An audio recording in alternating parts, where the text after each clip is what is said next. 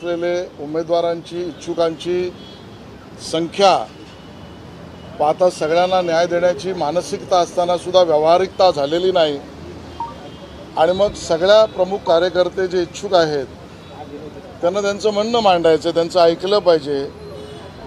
काही गोष्टी सुधारल्याही पाहिजेत, पक्ष म्हणून आम्ही त्या सुधारूही. पण आमच्या सगळ्यांचं एकमत आहे, इच्छुकांमधल्या असलेल्या आणि राहिलेला ज्यांना न्याय देऊ शकलो नाही त्यांचं सुद्धा एकमत आहे सुधारूही. पण आमच्या सगळ्यांचं एकमत आहे, इच्छुकांमधल्या असलेल्या आणि राहिलेला ज्यांना न्याय देऊ शकलो नाही त्यांचं सुद्धा एकमत आहे की यावेळेला महायुतीचा महापौर आणि महापालिकेत मुंबईकरांची खरी सेवा करायची आहे. यासाठी संवादाचा, चर्चा, विमर्श यासाठी मी कालपासून सातत्याने सगळ्यांना भेटतोय. आज मी प्रसाद लाडजी, सुनील कर्जतकरजी या ठिकाणी सगळ्यांना भेटलो आहोत. त्यातही मार्ग निघतोय, चांगला मार्ग निघतोय. सर, एक सायन कोळीवाड्यामध्ये 173 मध्ये जी काही झालेलं आहे, डुप्लिकेट अर्ज दिला अशा पद्धतीच्या झालेल्या आहेत, तो एबी फॉर्म दिला, तुमच्याकडून पत्र देखील गेले निवडणूक, काय नेमका सगळा प्रकार आहे हा? खरं 173 मध्ये दोन्ही अर्ज पडलेत आणि आता एक अर्ज राहील. जो राहील तो महायुतीचा अर्ज असेल आणि शिवसेना आणि भाजप दोघांचा मिळून ठरलेला उमेदवारच लढेल.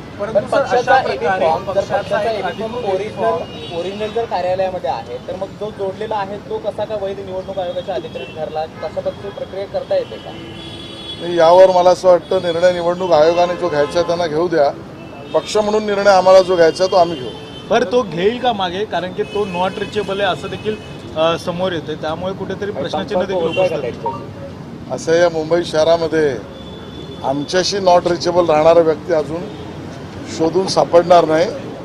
जो निर्णय महायुतीचा असेल तो केला जाईल आणि तोच निर्णय आणि तोच उमेदवार. दुसरीकडे आपल्या संपर्कात आहे. मला कोणाच्या संपर्कात असण्यापेक्षा देवेंद्रजी आणि एकनाथजी हे पूर्णपणे रिचेबल आहेत आणि ते एकमेकाशी रिचेबल असल्यामुळे अन्य कोणी नॉट रिचेबल असण्याचा प्रश्नच येतो. तुम्ही 200 नंबरच्या वॉर्डमध्ये देखील काल तर निवडणुकांसंदर्भात दिलेल्या तिकिटांसंदर्भात आशिष शेलार माध्यमांशी बोलतात, त्याकडे आपलं लक्ष असेल. सध्या पुढच्या बातमीकडे वळूयात.